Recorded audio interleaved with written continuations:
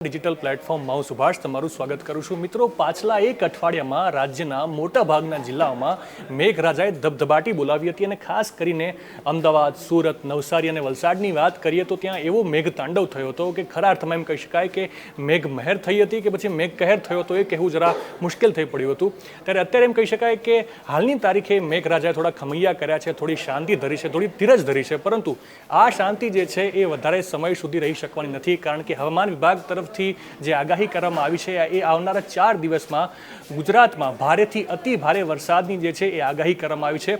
તો હવામાન વિભાગ તરફથી જે ચિત્ર સ્પષ્ટ કરવામાં આવે છે એ ઉપરથી આપણે સમજવાનો પ્રયત્ન કરીએ કે આગામી 4 દિવસ એટલે કે 30 જુલાઈ, 31 જુલાઈ, 1 ઓગસ્ટ અને 2 ઓગસ્ટ આ જે 4 તારીખો આપવામાં આવી છે એ દરમિયાન ગુજરાતના કયા કયા જિલ્લાઓમાં ભારેથી અતિ ભારે વરસાદ થઈ શકે છે અને કયા કયા જિલ્લાઓમાં અલગ અલગ પ્રકારના એલર્ટ જાહેર કરવામાં આવે છે એ વિશે પૂરી વાત કરીએ. તો સૌથી પહેલાં વાત કરીએ 30 જુલાઈ 2026ની. તો તમે નકશામાં જોઈ શકો છો કે કચ્છનો જે આખો વિસ્તાર છે ત્યાંથી લઈને ઉત્તર ગુજરાતથી લઈને મધ્ય ગુજરાત અને આખો સૌરાષ્ટ્રનો જે આ પટ્ટો છે અને ત્યાંથી લઈને મધ્ય ગુજરાતથી લઈને આદિવાસી વિસ્તાર જે કહેવાય ત્યાં સુધીમાં આખા વિસ્તારમાં જે છે વરસાદનું યલો એલર્ટ આપવામાં આવ્યું છે. એટલે અહીંયા જે છે એ હળવાથી ભારે વરસાદની શક્યતાઓ જે થઈ શકે છે અને એમ કહેવાય કે એ સિવાય દક્ષિણનો જે આજે પટ્ટો છે એટલે કે આદિવાસી વિસ્તાર લઈએ તો ત્યાં ખાસ કરીને છોટાઉદેપુર, સુરત, નવસારી, વલસાડ દક્ષિણ વિસ્તારમાં ભારેથી અતિ ભારે વરસાદનું જે છે એ ઓરેન્જ એલર્ટ આપવામાં આવ્યું છે.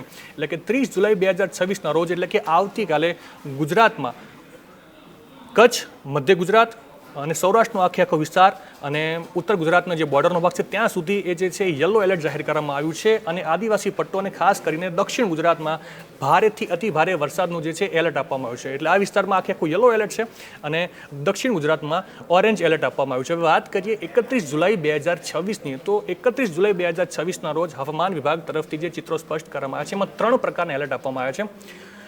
યલો એલર્ટ પણ છે, ઓરેન્જ એલર્ટ પણ છે અને ખાસ કરીને જે ચિંતાનો વિષય જે છે એ રેડ એલર્ટ આપવામાં આવ્યું છે. હવે કયા કયા વિસ્તારમાં યલો એલર્ટની આગાહી છે એના વિશે વાત કરીએ. આખો જે કચ્છ વિસ્તાર છે તેમાં જે છે એ યલો એલર્ટ આપવામાં આવ્યું છે. ત્યાંથી લઈને ઉત્તર ગુજરાતની વાત કરીએ તો ઉત્તર ગુજરાતના અમુક ભાગોમાં જે છે યલો એલર્ટ છે. દરિયાકાંઠા અને ખાડી વિસ્તાર જે છે સૌરાષ્ટ્રનો જે આખો વિસ્તાર છે એની વાત કરીએ તો ત્યાં અમુક ભાગોમાં જે છે ખાસ કરીને યલો એલર્ટ આપવામાં આવ્યું છે. મોરબી છે, જામનગર છે, દેવભૂમિ દ્વારકાથી લઈને છેક દક્ષિણમાં એટલે કે સૌરાષ્ટ્રના પટ્ટામાં ગીર સોમનાથ સુધી જે છે એ હવામાન વિભાગ તરફથી યલો એલર્ટ જાહેર કરવામાં આવ્યું છે. એટલે ત્યાં સામાન્યથી ભારે વરસાદ થઈ શકે છે.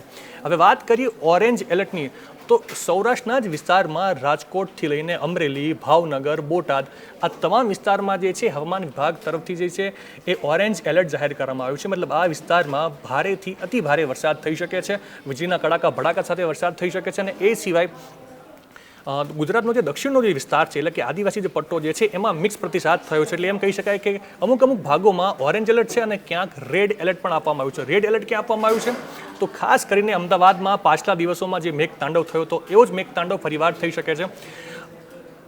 અમદાવાદ, આણંદ, વડોદરા, ભરૂચ, સુરત, ડાંગ અને તાપી અને નર્મદા આ તમામ જિલ્લાઓમાં હવામાન વિભાગ તરફથી જે છે 31 જુલાઈ 2026ના રોજ વરસાદનું રેડ એલર્ટ જાહેર કરવામાં આવ્યું છે. એટલે આ તમામ જિલ્લામાં ભારેથી અતિ ભારે વીજળીના કડાકા ભડાકા સાથે વરસાદ થઈ શકે છે.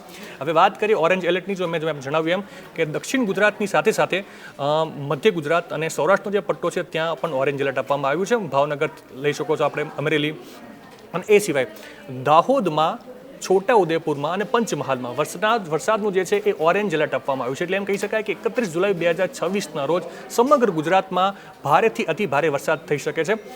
હવે વાત કરીએ 1 ઓગસ્ટ 2026ની. તો 1 ઓગસ્ટના 2026ના રોજ જે ચિત્ર સ્પષ્ટ કરવામાં આવ્યું છે હવામાન વિભાગ તરફથી સમગ્ર રાજ્યમાં ફરી એ જ વાર જે છે જે 30 જુલાઈના જે ચિત્ર હતું એનું એ ચિત્ર અહીંયા દેખાઈ રહ્યું છે. અહીંયા ખાલી રેડ એલર્ટની કમી છે. એટલે એમ કહી શકાય કે કચ્છથી લઈને સૌરાષ્ટ્રનો જે આખો વિસ્તાર તમે અહીંયા જે જોઈ શકો છો એમાં તમામ જિલ્લાઓમાં વરસાદનું યલો એલર્ટ જાહેર કરવામાં આવ્યું છે. અને એ સિવાય દક્ષિણનો જે વિસ્તાર છે આ જે આદિવાસી પટ્ટો છે અને મધ્ય ગુજરાતનો જે ભાગ છે ત્યાં થોડા ઘણા વિસ્તારોમાં વરસાદનું યલો એલર્ટ અને સાથે સાથે ઓરેન્જ એલર્ટ પણ દેખાઈ રહ્યું છે. ખાસ કરીને પાટણ જે છે, મહેસાણા જે છે, અમદાવાદ જે છે, ત્યાંથી લઈને ભરૂચ સુધી આ તમામ જિલ્લામાં વરસાદનું ઓરેન્જ એલર્ટ છે. અને એ સિવાય મધ્ય ગુજરાત, ઉત્તર ગુજરાત અને દક્ષિણ ગુજરાતમાં ખાસ કરીને ભરૂચ સુધીના વિસ્તારમાં વરસાદનું ઓરેન્જ એલર્ટ છે. અને એ સિવાયના તમામ જિલ્લામાં જે છે એ હવામાન વિભાગ તરફથી યલો એલર્ટની આગાહી જાહેર કરવામાં આવી છે. અને વાત કરીએ 2 ઓગસ્ટ 2026ની, તો એ દિવસે તમે જોઈ શકો છો કે બધું જ ગ્રીન છે. એટલે અત્યારે 2 ઓગસ્ટ 2026ના રોજ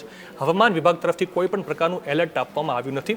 એટલે એમ કહી શકાય કે 2 ઓગસ્ટ 2026ના રોજ મેઘરાજા કદાચ જે છે ગુજરાતમાં ખમૈયા કરી શકે છે. હવે મિંડીના માધ્યમથી સમજવાનો પ્રયત્ન કરીએ તો સીધું તમને લઈ જાઉં 30 તારીખની વાત કરીએ તો 30 તારીખના રોજ જે છે એ અરબ સાગર તરફથી જે વરસાદી પવનો જે ઉત્તરની તરફ જઈ રહ્યા છે ત્યારે વધારે કંઈ ખાસ એટલી બધી અસર દેખાતી છે નહીં. પરંતુ જ્યારે વાત આવે 31 તારીખની, તો 31 તારીખે સાંજે 5થી લઈને રાતના 9 વાગ્યા સુધીમાં તમે જોઈ શકો છો કે અરબ સાગર તરફથી જે વરસાદી પવનો જે ઉત્તરની તરફ જઈ રહ્યા છે એ આ ભરૂચની ખાડીથી લઈ લો તમે તો વડોદરા, સુરત અને આસપાસનો જે વિસ્તાર છે ગોધરા અને અમદાવાદ સુધી, ત્યાં આખો વિસ્તાર આજે છે રેડ ઝોનમાં દેખાઈ રહ્યો છે. એટલે કે 31 તારીખે રાતના 9 વાગ્યા સુધીમાં મેઘરાજા વડોદરા, સુરત, ભાવનગર, અમદાવાદ અને ગોધરાની આસપાસ જે છે એ અતિશય વરસાદ ખાબકી શકે છે, મેઘ તાંડવ થઈ શકે છે.